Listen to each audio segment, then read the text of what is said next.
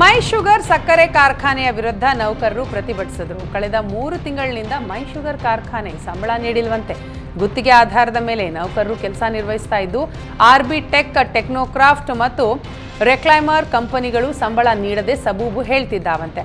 ಈ ಬಗ್ಗೆ ಕಾರ್ಖಾನೆ ಅಧ್ಯಕ್ಷರು ಮತ್ತು ಎಂಡಿ ಗಮನಕ್ಕೆ ಬಂದರೂ ಯಾವುದೇ ಪ್ರಯೋಜನ ಆಗಿಲ್ಲ. ಈ ಹಿನ್ನೆಲೆಯಲ್ಲಿ ನೌಕರರು ಪ್ರತಿಭಟನೆ ನಡೆಸಿದ್ದು, ಪ್ರತಿಭಟನಾಕಾರರಿಗೆ ಟಕ್ಕರ್ ಕೊಟ್ಟ ಕಾರ್ಖಾನೆ ಆಡಳಿತ ಮಂಡಳಿ ಮಹಾರಾಷ್ಟ್ರದ ನೌಕರರೇ ಸಾಕು, ಸ್ಥಳೀಯ ನೌಕರರು ಬೇಡ ಅಂತ ಹೇಳ್ತಾ ಇದೆ. ರಾಜ್ಯ ಮಾಹಿತಿ ಆಯೋಗದ ಆಯುಕ್ತ ರವೀಂದ್ರ ಡಾಕಪ್ಪ ಲೋಕಾಯುಕ್ತ ಬಲೆಗೆ ರೆಡ್ ಹ್ಯಾಂಡ್ ಆಗಿ ತಗಲಾಕೊಂಡಿದ್ದಾರೆ. ಕಲಬುರಗಿ ಪೀಠದ ಆಯುಕ್ತರಾಗಿರೋ ರವೀಂದ್ರ ಡಾಕಪ್ಪ ಆರ್ಟಿಐ ಕಾರ್ಯಕರ್ತ ಸಾಶಿರಾಮ ಬೆನಕನಹಳ್ಳಿಯಿಂದ 3 ಲಕ್ಷಕ್ಕೆ ಬೇಡಿಕೆ ಇಟ್ಟಿದ್ರು. ವೈಯಕ್ತಿಕ ಹಿತಾಸಕ್ತಿಗಾಗಿ ಆರ್ಟಿಐ ಅರ್ಜಿ ಹಾಕ್ತಿದ್ದೀರಿ ಅಂತ ಸಾಸಿ ಬೆನಕನಹಳ್ಳಿಯಲ್ಲಿ ಬ್ಲ್ಯಾಕ್ ಲಿಸ್ಟ್ಗೆ ಹಾಕಿದ್ರು. ಬ್ಲ್ಯಾಕ್ ಲಿಸ್ಟ್ನಿಂದ ತೆಗಿಬೇಕು ಅಂತಂದ್ರೆ 3 ಲಕ್ಷ ನೀಡಬೇಕು ಅಂತ ಬೇಡಿಕೆ ಇಟ್ಟಿದ್ರು.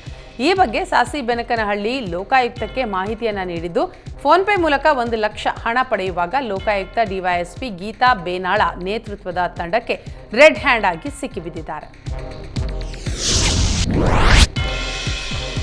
ರಂಜಾನ್ ಹಬ್ಬದ ಪ್ರಯುಕ್ತ ರೈತರು ತಮ್ಮ ಜಮೀನಿನಲ್ಲಿ ಬೆಳೆದ 2.5 ಕ್ವಿಂಟಾಲ್ ಕಲ್ಲಂಗಡಿ ಹಣ್ಣುಗಳನ್ನು ಖರೀದಿಸಿ ಕಟ್ ಮಾಡಿ ಮುಸಲ್ಮಾನ್ ಬಾಂಧವರಿಗೆ ತಿನ್ನಿಸೋದರ ಮೂಲಕ ಸಾಮಾಜಿಕ ಹೋರಾಟಗಾರ ಉಮೇಶ ಮುದ್ನಾಳ ವಿನೂತನವಾಗಿ ರಂಜಾನ್ ಸಂಭ್ರಮಿಸಿದರು.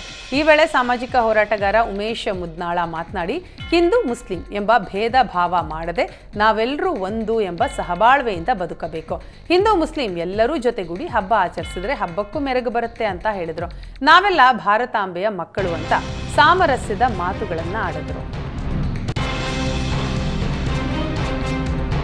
ಬುರ್ಖಾ ಧಾರಣೆಯ ಕುರಿತು ವಿದ್ಯಾರ್ಥಿನಿಯ ವಿವಾದಾತ್ಮಕ ವಿಡಿಯೋ ಪ್ರಕರಣವನ್ನು ಪೊಲೀಸ್ ತನಿಖೆಗೆ ವಹಿಸಲು ಚಾಮರಾಜನಗರ ಜಿಲ್ಲಾಡಳಿತ ನಿರ್ಧಾರ ಮಾಡಿದೆ.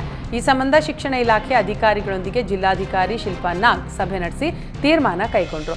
ಸಭೆಯ ಬಳಿಕ ಮಾತನಾಡಿದ ಡಿಡಿಪಿಐ ರಾಮಚಂದ್ರ ರಾಜೇ ಅರಸ್, ವಿಡಿಯೋ ಪ್ರಕರಣದ ಬಗ್ಗೆ ಬಿಇಒ ನೇತೃತ್ವದಲ್ಲಿ ತನಿಖೆ ನಡೆಸಲಾಗಿತ್ತು. ಖಾಸಗಿ ಶಾಲೆಗೂ ಶೋಕಾಸ್ ನೋಟಿಸ್ ನೀಡಲಾಗಿತ್ತು. ಖಾಸಗಿ ಶಾಲೆಯ ಮುಖ್ಯಸ್ಥರು ಹಾಗೂ ವಿದ್ಯಾರ್ಥಿನಿಯ ಪೋಷಕರು ವಿವರಣೆ ನೀಡಿದ್ದಾರೆ. ವಿದ್ಯಾರ್ಥಿನಿ ನಮ್ಮ ಶಾಲೆಯವಳೇ, ಆದರೆ ವಿಡಿಯೋ ನಮ್ಮ ಶಾಲೆಯಲ್ಲಿ ಮಾಡಿಲ್ಲ ಅಂತ ಶಾಲೆಯ ಮುಖ್ಯಸ್ಥರು ಹೇಳಿದ್ದಾರೆ. ಇನ್ನೊಂದೆಡೆ ನಮ್ಮ ಮನೆಯಲ್ಲೇ ವಿಡಿಯೋ ಮಾಡಿದ್ದು ಅಂತ ಪೋಷಕರು ಹೇಳಿಕೆ ಕೊಟ್ಟಿದ್ದಾರೆ.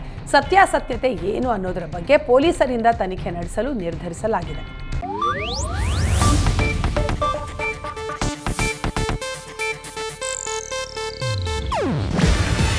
ಇದು ಏಷ್ಯಾನೆಟ್ ನ್ಯೂಸ್ ನೆಟ್ವರ್ಕ್ ಪ್ರಸ್ತುತಿ.